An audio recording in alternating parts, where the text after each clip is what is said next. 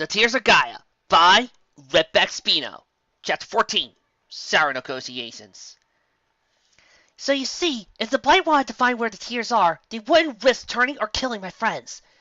They would be their only real lead to finding them. Twilight trailed off her explanation as she looked around the royal courtroom and saw not a single griffin or pony present seemed to be paying her any attention at all.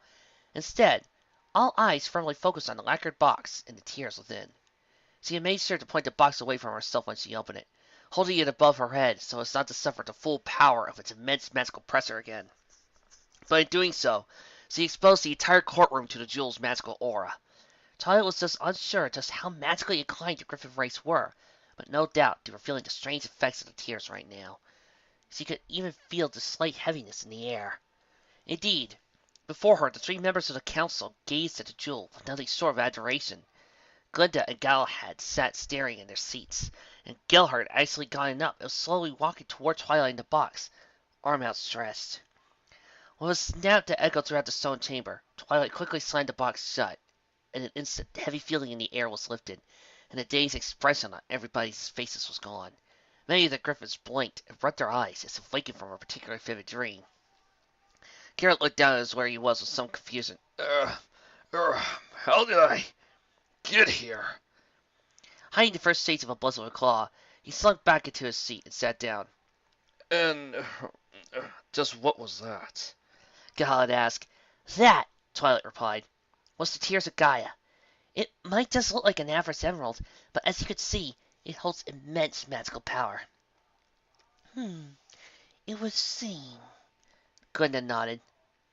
And so, should the Blight ever gain access to such power, it would spell disaster not only for Equestria, but probably the entire world. Starsword, I'm sure you can understand our concern. It was a general murmur of agreement, but it died down as Glinda raised a claw. If I may, ponies, what exactly did you plan to do with the Tears once you found them? Twilight opened her mouth to reply, but found that none came.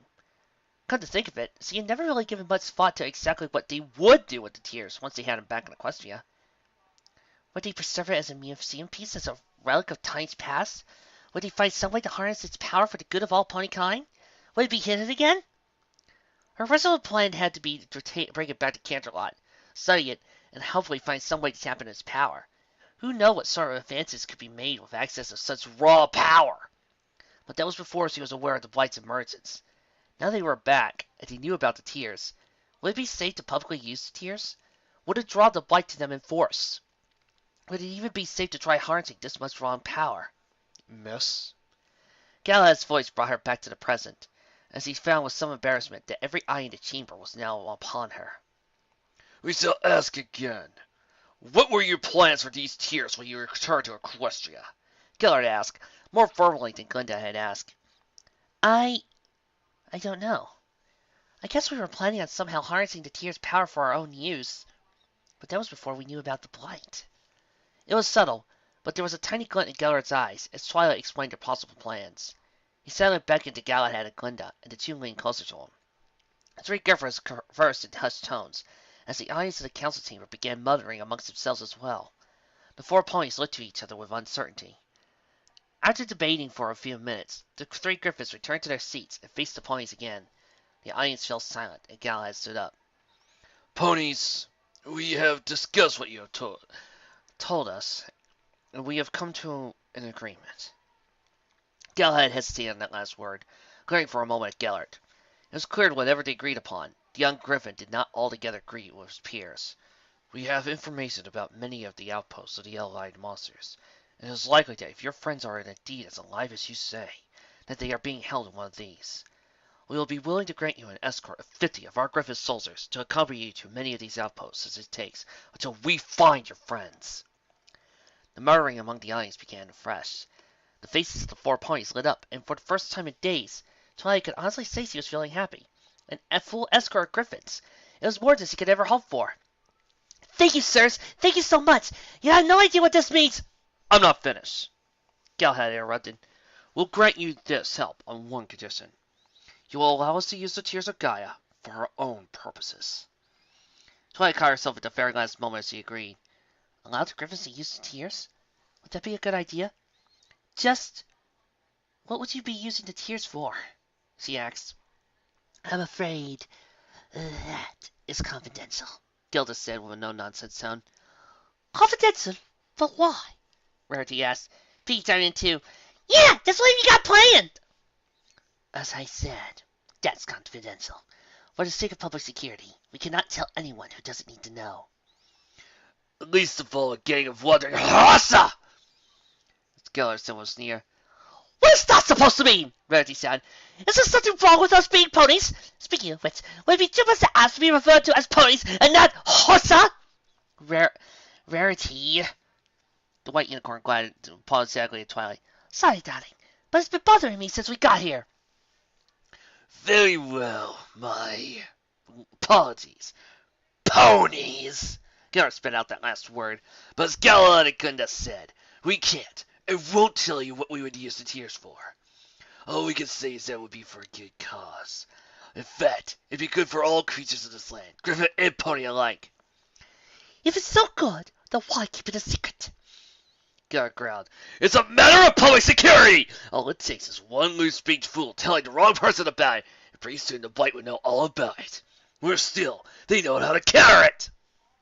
There was another murmuring agreement among the assembled griffins, but Twilight was adamant in her decision. I'm sorry, but until we know exactly what you plan to use the tear's power for, I don't think we can agree to this. A frosty silence hung in the air. Gellert narrowed his eyes at Twilight and Rarity, as if challenging one of them to back down or falter. But neither pony moved a muscle, staring right back at him unflinchingly. Pinkie Pie and Star Swirl looked from their pony friends to Gellert, and back again, waiting for one of them to back down. Gellert closed his eyes and sighed. You are a stubborn lot. Fine, we'll show you. He relented. Gellert nodded. Very well. This matter will be settled out of court. I declare this meeting of the council adjourned. With that, the assembled griffins in the stands began to get up and file out, chattering to one another as they went. Glinda made her farewells and exited too, and the pair of guards exited. Shouldering their muskets, they bowed respectively to Gideon, who sat silent throughout the proceedings. Ponderously, he got to his feet and slowly stomped back to the doorway on the left of the chamber, escorted by 2 guards. Only Gellert, Galahad, and the 4 ponies were left. Follow us, please, Galahad said as he led the way. The 6 of them exited the stone chamber through the doorway on the right of the room and came to a wide corridor. 2 griffins took the front of the group, the 4 ponies following behind. They moved through the corridor past dozens of chambers, rooms, and offices. Every other griffin they passed dutifully stepped out of the way and bowed his head. Rarity noticed that with some amusement that while Gellert seemed to indulge in his authority, Galahad appeared more modest, even perhaps slightly embarrassed about the whole thing, nodding awkwardly to every griffin they passed. The group came down to the corridor and reached the narrow stairwell, spiraling down below to the castle into darkness. Galahad flipped a large, chunky switch connected to a metal box on the wall, with a cable running along down the wall to the stairs. Small light bulbs began to glow with a strange green light, illuminating the stairwell. When the group got to the bottom of the stairs, and the dizziness of climbing down a long spiral staircase had worn off, the ponies found themselves in an enormous underground hall. All of them were dozens of griffins clad in heavy gray aprons, black goggles, and bulky gloves worn on their gloves. They milled about, carrying crates full of metal bits and pieces, or sitting at workbenches tinkering with strange devices, or managing enormous whirring machines. A few doorways led to smaller rooms, where more griffins worked on smaller machines, or would all be tinkering with a single larger device. There was a strange thin smoke all around them, making the air seem thick and muggy. Throughout the hall could be heard the sounds of industry, whirring of drills and servos, the clanking of hammers upon anvils, and the strange buzz of energy. Several of the rooms and many of the crates seemed all to give off a green glow, similar to the strange light bulbs that lit the stairwell. All around was an air of industry and technology, things which the ponies had rarely seen. This way, and don't touch anything! Gellert called over the noise. The ponies obediently followed, and the group strode through the hallway, past various workbenches and machinery. A few griffins looked up from their work to watch them pass, before returning to whatever task they were busy with. The group came to a door labeled Testing Range, and Galahad pushed it open. On the other side of the door was an enormous room, but with a considerably lower ceiling. It was at least 100 meters tall, wall from wall, and most of it was empty. The side they were on fenced off, with Griffiths taking notes at small desks here and there. On the far side were a row of straw dummies, made in a fake humanoid shape, and on the wall on the right was a rack of scores and scores of muskets of all sizes. Most of them were similar to the simple muskets the guards wielded. A long barrel, business end trumpeting out slightly, with a small sight on the end, done in black matte. But upon closer inspection, Twilight noticed something very different to what few examples of regular muskets he had seen. In place of where the ammunition would be loaded, there was a small metal case which surrounded a glowing green stone. "What's this?" Garrett said, picking up the musket in his claws. Rearing up on his hind legs, the Griffin took aim and pulled the trigger. Instead of the standard loud boom and burst of smoke, the musket whirred for a second, before discharging what looked like to be a green beam of light from the end. It fizzled and cracked off at breakneck speed toward the far ends of the reins, where it made contact with one of the dummies, instantly igniting it. Proud of his shot, Geller put down the musket and turned to face the pony, who were all slack-jawed with shock. "Impressive, ain't it?" he said with a smirk. "I bet you don't have that kind of firepower in Equestria." Forgive me for being so blunt, but "What in Equestria was that?" Rarity blurted out, still dazed by what he saw. "That little hoss was the power of Griffonic technology," he replied proudly. "Just because we can't use magic doesn't mean we can't harness it." Gallant stepped forward. "You see, these muskets and rifles are the product of a recent technological advancement by Griffin scientists. Before we had these, there was no way for Griffiths to use or control the inherent magicalarity of the world." "And then we discovered how to make these," Gillard added, pressing a small button on the side of the musket. The clasp holding the green stone inside the metal case came undone, and the gemstone slid out of his hand. "Gemstones are imbued with magicalarity," Gillard continued. "By cutting them into a specific style, we found that we could siphon the magical energy from the rare around us and attain it in these stones. Then, we could use these stones as a sort of fuel source." "And a handy replacement for traditional ammunition and guns," Gillard finished. "No more wasting time with gunpowder or reloading lead shots. With these, we can just keep firing until the magical energy drains." "And how long does that usually take?" Stars will ask. Gillard tapped his chin. "I think we can get about 500 shots out of one gemstone, but it depends on the size and purity of the gem." Twilight had remained silent throughout the explanation. Finally, she spoke up. yes, I've actually seen technology similar to this back in Equestria." Starsword glanced at her, eyebrow raised in curiosity. "Oh, really? Does Equestria use it for war as well?" Twilight shook her head. No, actually it's used for medicinal purposes. There's a rather dangerous disease that unicorns can come down with that causes magical random discharges. But they've invented a machine that siphons off excess magical energy from the unicorn's horn and contains it in gemstones like these ones.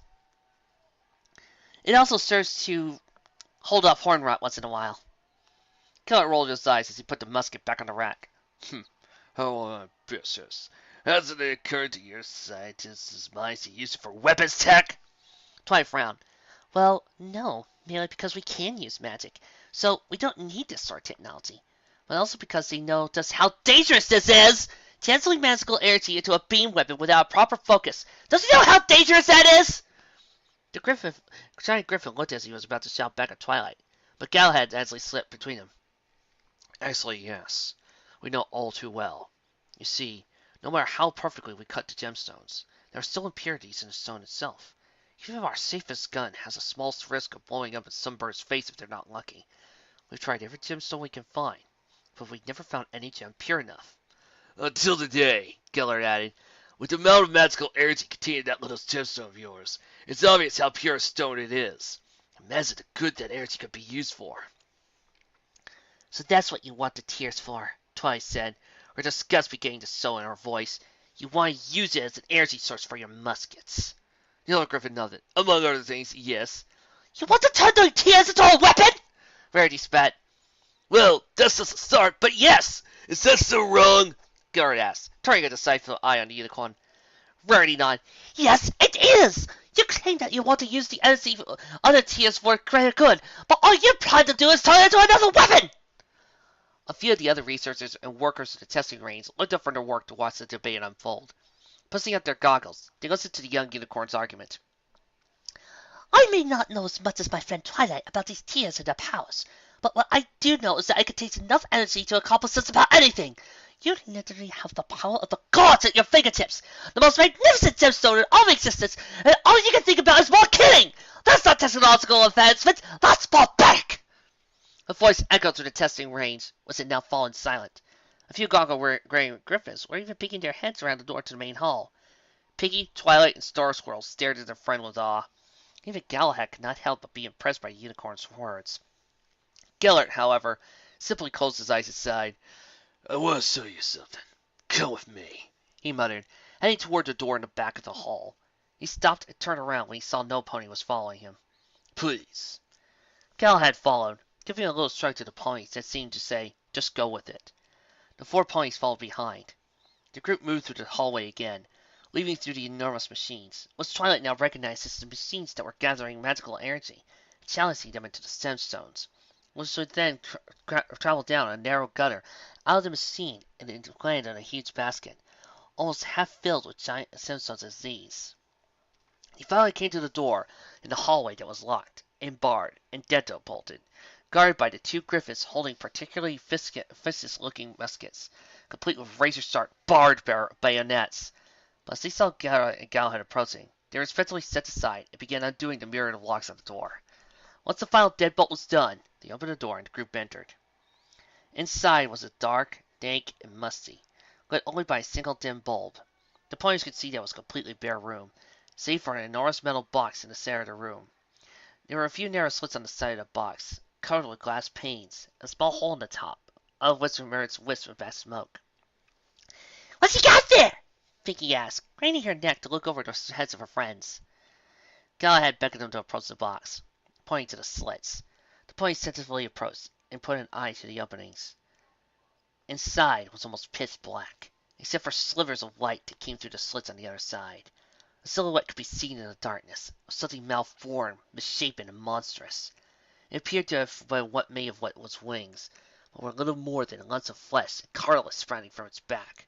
Spines and ridges ran down its back, and the tip of its tail ended in a vicious, hooked stinger, like that of a scorpion. It opened its eyes, and 2 yellow orbs glared at him. "Harasa of Equestria! Me a wizard blighter, Massass!" Gellert said in a low voice. Mascass snarled the direction, belched another foul cloud of his black smog. He was stopped by the glass windows. He growled again and turned away to face the other wall. Twilight stared at the griffins. "You keep one of them here?" Gellert nodded. We captured him a few months ago, when a whole bunch of them tried to attack our town. Doesn't speak any language, unfortunately, so getting info out of him is rather difficult. Heck, took us weeks to discern his name, so we give him here for research purposes. "What kind of research?" Star Squirrel asked. "Well, analyzing that spike smoke to create, and observing their mannerisms," he answered, "and in time, finding out how long they can live without sustenance." With that, Galahad switched off the lights, and led the ponies out of the chamber, back to the hallway. "You see, little ponies, it's not about just building new and fancier weapons," he said. "It's about protecting what we have. Our town might not be as glamorous or well-designed as your equestrian towns, but it's our home. We need to do what we can to protect ourselves." Gellert joined in as they walked back to the hallway, toward the staircase once more. "Every time they try to attack us, those yellow-eyed monsters are getting stronger and in greater number. Last time they attacked, they nearly stormed this keep." "Please try to see it our way, ponies," Galahad continued. "We may have a good supply of these gemstones, but they'll run out eventually. When that happens, the Blight will have no problem taking Phasea for their own. With the energy in your little gemstone, we can finally have the power to drive those monsters back to where they came from." The ponies were silent, mulling over their arguments, as they ascended the stairs. By the time they reached the top, Twilight finally broke the silence. "Well, I suppose I can understand where you're coming from, but still, I don't think I can allow it. Even if it's for a good cause, a weapon is still a weapon," the unicorn said. Rarity nodded. "I must agree. Using the Tears of Gaia for a weapon like this, I can't say I agree with it, even if your intentions are good. I'm sorry, but using it as a weapon is exactly what the Blight want to use it for. I can't speak for others, but I would be perfectly willing to help protect this town in other ways. But the Tears stay with us, and no pony uses it." Pinky, Star Swirl, and Twilight nodded in agreement. Galahad sighed deeply. "Well, seems that we can't come to an agreement then. The Council's decision was that we'd be willing to help you find your friends if you allowed us access to the Tears. Sorry, but I'm afraid that if the will of the Council remains the same, then you're on your own. Twilight nodded, but unable to hide the disappointment in her voice. Well, thanks anyway. I agree with Rarity, though. If you want, we'll definitely help you improve your defenses without the Tears. Totally! We might be small, but we're tougher than we look! Pinky added, with a mock growl. Thank you for that. Galahad replied with a chuckle at Pinky's sour face. Well, if that's as close to an agreement then we're going to get, then I guess you and your friends could be on their way. If you want to help with bolstering our defenses, then I'll be happy to show you where you could be helpful. Please, Galahad. We don't need the help of the likes of them. The unambitious white one that leads the fall. Young Griffith and all the ponies stared at Gellert, frowned back. Rarity, in particular, stared daggers at the older Griffith. Neither looked ready to back down. In fact, both had looked one ready for a fight. Hey, I don't know about you, but I'm getting hungry again! Quickly blurted Pinky. What do you say we go get some deer, huh? Tony saw the animosity swelling between Gellert and Rarity and nodded. Yeah, it's about supper time. Sounds good! Come on, you guys! He gently prized Rarity away from Gellert and led her down the corridor. Sarswell gave a tap of his head as he followed behind. Well, Galahad, I'm glad that some good might come from this. I do hope that we could provide us some other assistance. My companions will be on their 4th tier if you wish to speak to us further. The two shook claw and hoof, giving one less distasteful look at Gellert. The Griffin returned in kind. The old stallion tried off to return to his friends. A sour mood hung over the 4 ponies as they sat around the table at the food court. Griffiths milled and flew about, merrily dining, chatting, and even a few singing, blissfully unaware of the tense confrontation between their leaders and the pony. Well, that could have gone better, Sarswell said, desperate to break the silence. Rarity dug fiercely into her meal. It was a simple soup of festivals, gravy, and chunks of something white and savory. She couldn't identify it, but it was altogether very tasty. Unambitious, he called me! Me! Just because I refused to let him turn this tears into some fancy new bomb of his! You performed admirably, Miss Rarity, Sarswell replied. Any weaker pony than you would have caved under Gellert's gaze. Things may not have worked out, but I still think we made the right choice, Twilight said, limiting another spoonful of the broth into her lips. Besides, we can still help them somehow. Maybe we can improve their muskets, make them a little less prone to, well, exploding, or improve their focus points, or maybe just help fix the walls and defenses stunts. Sounds good to me, Pinky said before gleefully slurping up her soup, until the white tongues were all that were left. I can't say I am looking forward to seeing that Gellert fellow again, Sarswell said, putting down a spoon. Here's hoping we won't have to deal with him later. Tell me about it. A familiar voice called out to them, among the crowd of griffins. Tony looked up and saw Galahad, of all griffins, approaching them, a plate of soup and a flag of drink perched on his long wings. You don't mind if I join you? No, go ahead. He nodded and sat down between Pinky and Starswirl. I do apologize for Gellert's behavior. He could be a real pain sometimes. It's all right, Pinky replied. Maybe we just caught him on a bad day. Galahad shook his head. Maybe, but he's not much better on good days.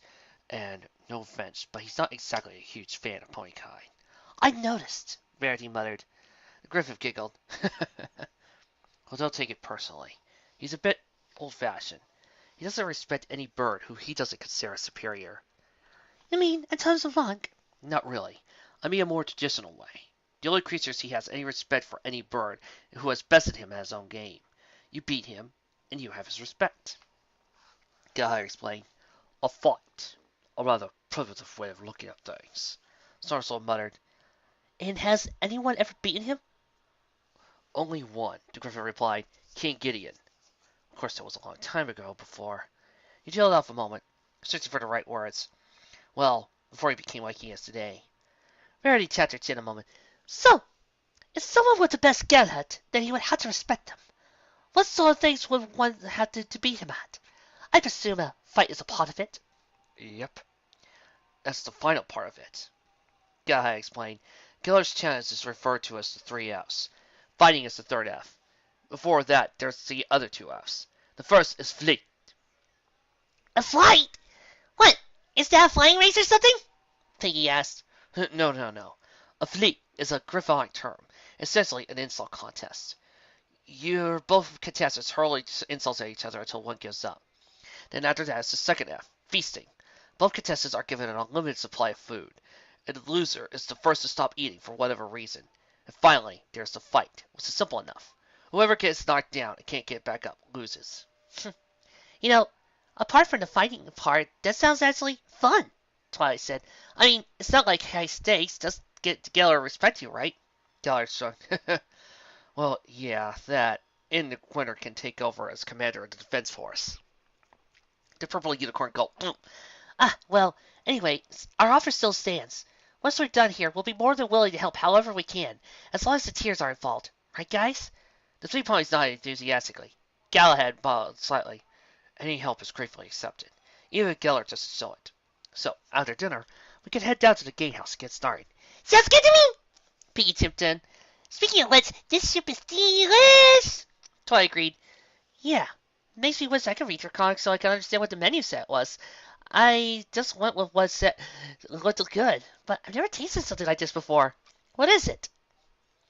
Galahad gave her a bowl of small sniff and licked his lips. You chose well. Valor's finest chicken and mushroom soup.